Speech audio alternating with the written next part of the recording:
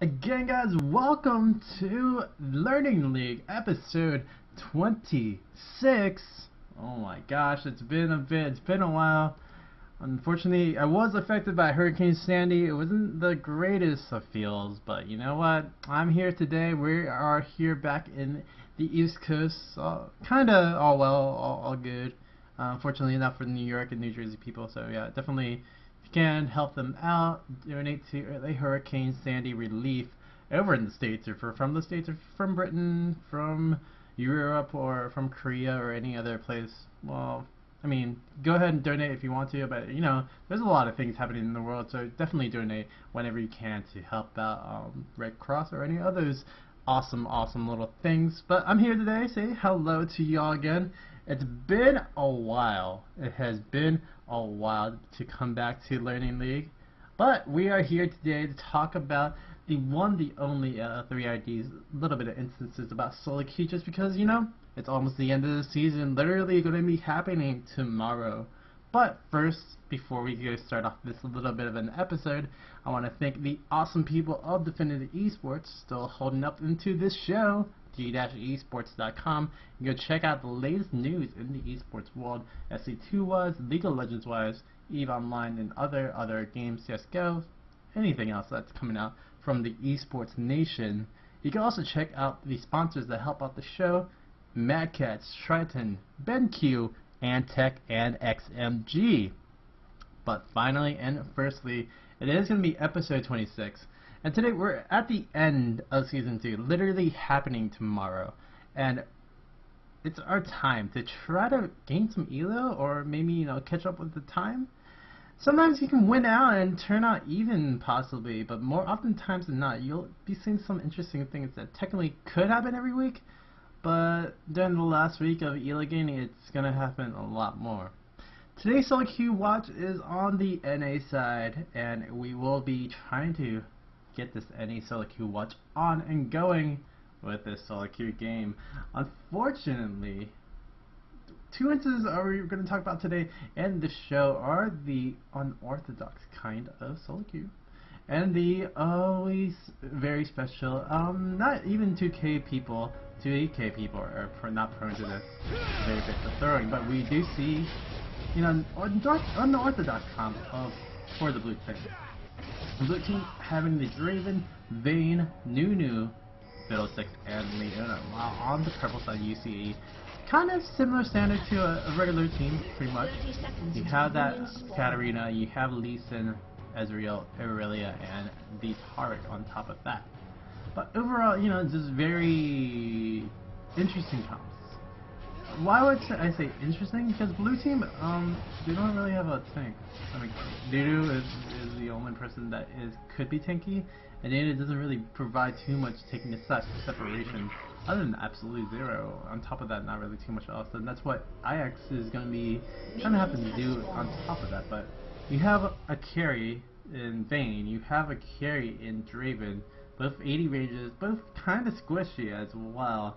So that's never fun, and it's very unorthodox per se. So with unorthodox comps, like, what are some things people have, you know, been starting to play? Like we do see with the Vayne, and we do see with the Fiddle. Well, usually we see with Fiddle's support. We've been seeing Gragas support as well a little bit. I think it's tuned down just a little bit because of the ultimate explosive cast being a little bit more on the cooldown section for that kind of instance. But overall, just really interesting kind of picks coming out from just people in general, just because they want to try new things. Lee Sin middle, made popular because of Froggen, since top, stuff like that as well. Some things are very standard, like, oh, well, you could have Cho'Gath middle, you could have Cho'Gath top, or Evelyn, she was thought to be as a jungler, she was a really good AP bruiser caster as well, doing a lot of damage in that mid lane as well as doing, you know, a lot to kind of stuff into there. So really cool to see all that instances, but we're going to be starting off with this Vayne on top.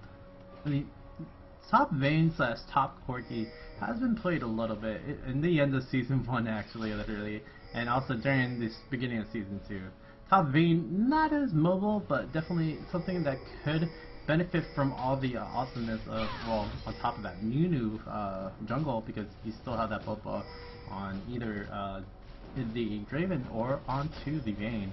But overall, you know, Vayne's a really good late game carry. Same thing with Corki. He's a pretty solid late game carry. So that's why you do have that instance where you could put him up on top. But truthfully, against Aurelia is going to take a little bit of damage, but she'll have to resustain herself with the hasten style. She'll be kind of fine now throughout the whole thing. So that's an interesting little instance of trying to play out onto Aurelia, or trying to play out on this top lane, which is really interesting for a Vayne player in general as well. I mean, people would say Draven would be actually a decent top laner as well, because you know you already have this static AoE, just all over attacking damage with that whirling death, but you have that Q ability, the spinning axis, that will just do a little bit of damage per each little toss, no matter what, and it's a free amount of extra damage. And most of the times in laning phase in any unorthodox comp, literally if you have that extra advantage with a little bit more damage or a little bit more things, you know, you get away with a little bit more kind of mistakes, per se, if you want to say it like that, right? You get away with, I can poke down onto this one person, or I can get so many more auto attacks, and just because I have this unorthodox kind of win. So, I mean, that is kind of one thing that could go benefit for you as an unorthodox kind of comp. How do people usually respond to these kinds of problems or these kind of comps? But more often times than not, you know, unorthodox comps, when you see them in solo queue, you literally see it during the pretty much the loading screen. You think to yourself, I see this Vayne has this, and this Draven has this too. And you think to yourself, well, okay, so we have to take care of this Vayne pretty hard because, you know, it's a late game threat. This early game threat of Draven, we could resource or allocate the resources, pretty much spend some time over that bot lane just to deny that Draven a little bit more, just because he doesn't have the best of those early games. But in general, that's what I would really want to think, as either the jungler or the support of the opposing team, the red team, on this instance. So as a blue team, you want to respond to it in a different way. You want to think, well, okay, we have this kind of thing working for us for the late game, we have this kind of thing working for us for the early game. We have to really focus in on our early game and our late game, and hopefully we can just get out of it in the mid game, because if we can't get to that mid game status, or we're up ahead a little bit, or a lot of it actually, because they don't actually have a real tank to really come up in the front lane, because top lane isn't really tanky, then yeah, you're not going to really win out to that mid game to late game status. So I mean, it's a gamble with what you're going to be taking as a comp, and more often times than not, when you see something unorthodox, Wukong middle, Lee Sin middle, Shogas support, something like that, you have to think like, okay, maybe this game isn't for me and I should just dodge out or something, solo queue wise. And you'll be thinking, well, that's going to be the way, then I'm going to have to dodge out a lot of things. And unfortunately, that's kind of a thing, even especially during the end of the Season 2, but even especially because your top rating isn't really affected because of Season 2. Yeah, that's why you'll see more of these people playing unorthodox comps, because they don't really have to care about they already reached their maximum point, or they really, you know, are already dropping already. It doesn't matter because the elos in a reset. So those two things are going to factor into just unorthodox comps in general, and it's really up to the players, but up to yourself to really think, so this is how I envision something to happen.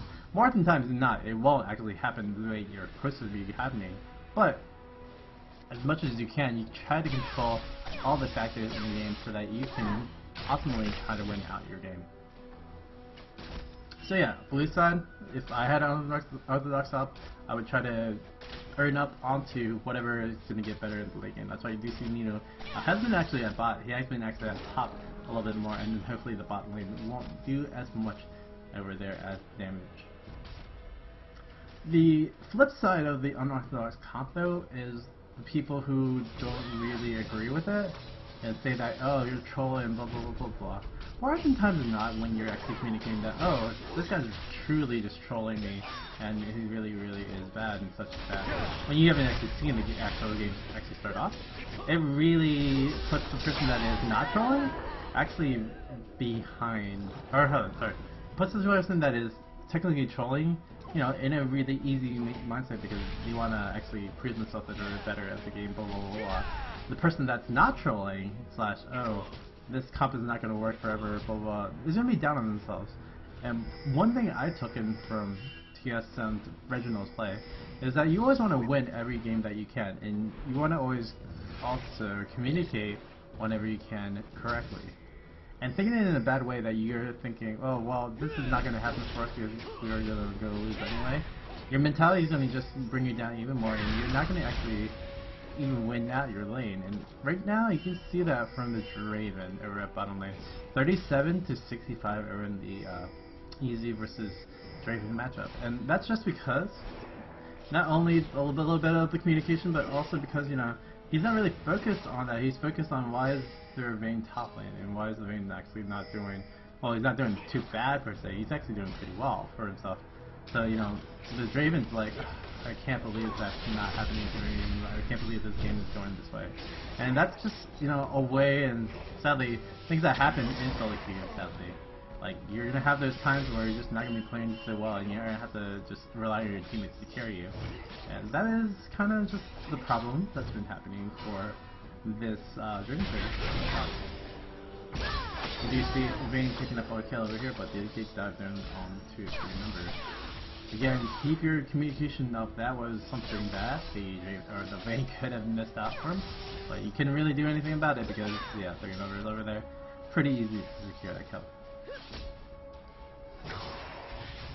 So yeah, I mean, Unorthodox Comps kind of lead themselves in both ways. It's a double-edged sword. Literally, the game of League of Legends is a double-edged sword. But if you want to look at it even more so, yeah, Unorthodox Comps will lead to very weird psyche factors of, well, this is happening and I don't think I can believe it will work. And more often times than not, it won't work because you are in that belief. So what can go right with Unorthodox Comps? Well, Unorthodox Comps can do some goodness sometimes. I've seen some people play like Ezreal top, I've seen some people play Uni mid and such. And the biggest thing about Unorthodox Comp is that, you know, sometimes you just don't know how to play against the champion that you're going against. I've never played against a champion like a medium mid, I don't understand anything from that. And when you see a champion like certain times just over into a support role or over into a certain role that, you know, they usually don't do damage and stuff, you don't expect anything of it. But once they actually start doing damage and then you don't notice like early enough, you actually get killed pretty often times more than not. So it's a really, really interesting thing to like be aware of your surroundings and be aware of, well, you should still take this a little bit lightly, even though they are really suitable for the role. They still do damage, and you want to go out and be careful with what you're going to be doing. And that's what, you know, unorthodox comps are good for. But unfortunately for unorthodox comps, more times they kind of mess up again. We were talking about the communication thing. We were talking about people are thinking this way about a game, or thinking about this way about a comp. And more often times than not, that is what's wrong about these unorthodox comps. They can actually go wrong. And they go wrong really fast. Like right now it's just 7-7 on the kill score, but the 2k gold difference is about to snibble pretty hard right now. And you know, the map control is going down just a little bit for this blue team. I mean, Draven's doing a decent job just kind of farming up when he can, but he's super behind. The Vayne up there at top now just losing her lead up there. Now 2-2 compared to the 2-3-1 of Vayne. I mean, Fiddlesticks didn't even have a really great start in the beginning, and Katarina has been roaming pretty much throughout with Lee Sin. Neither hasn't even gotten control of the jungle. It's just all factors that, I mean, not only the comp, but also just the players are not in their element, not in their zone of actually thinking about the game in the right way. So in that reasoning, it's not really fun for the people who are trying to go for this unorthodox comp. I mean, the good thing about 2K Elo play, or just in play in general, higher level play, I mean, they've noticed enough, they know the tendencies enough of, you know, oh, this is probably going to be happening pretty soon because we saw the middle actually move down to the bottom. Or we've been seeing that Lee Sin actually just roam around and try to kill some things. Or the entrance ward over here. Pretty good to see over that. Wow, that ultimate right there. And we do see the engagement yet again, but then again, everybody on Team of Red are just re-engaging upon it, and they can just go at them. Even though they are just a little bit taking more damage and stuff, they're still pretty much ahead in items as well. It's like, what can you do to try to save out onto this? And it's really unfortunate for the blue team right over here. Just, you know, they can't really do too much because, yeah, they have the right idea, they have the right plan. But especially in solo queue where things can just snowball out of control, or in game of League of Legends where things just snowball out of control, it's really hard to really earn up that mid game. And especially what we're talking about in the beginning, you have to secure that mid game to actually do something for that, or you have to secure that early game to actually do something for that mid game, because you have that early game champion Draven, you have that late game champion Vayne. And when those two things were actually going out well, on top of that, the Fiddlesticks wasn't really doing too much as well. It's just all throughout not the greatest of ideas for both teams, actually, literally too. So what happens to the psyche of the players of these games? Literally, it's just really hard. And for the Draven player, I know personally, he hasn't been, I mean, he did okay. He's actually been climbing up the elo bracket, and now he's just hitting a little bit of down there. And it sucks. Like, you're gonna have those games where you go 0, or days where you go like 0-4 or 1-3 win-loss record. That's what I'm referring to. And it's really just one of those things that you can't really stop. And again, having a team game is a more defining factor that a little bit is luck. You can't really change that factor of, you know, you have teammates and you have to play with your teammates. You can't just control all the battles. And you want to mitigate it as much as you can, but ultimate times not. You can't just do too much about that. But for the people who come out on the winning side, they just kind of ride the streak, and usually they come out 0 or 5-0 or 6-0 on the win-loss record. Just because, you know, that's just how it is. That's how the game of League of Legends happens. You know, you have some really good times and you have some really good bad times. Ultimately, to the psyche of players who actually play the unorthodox comps, it's just because they are on a downturn, or they want to actually really try out something new and something really seen from the community. So that pretty much does it for the first part of the episode of NA Solo Queue Watch. Again, for the unorthodox comps, I would say this is happening more because of the end of Season 2, but you'll still see this during the regular times of just ranked play as well, as tournament play as well. Do check out the second part, going to be happening pretty soon. Don't you fret, don't you worry. Going to be taking a little bit of break and getting right back into it. Again guys, this is episode 26 of Learning League.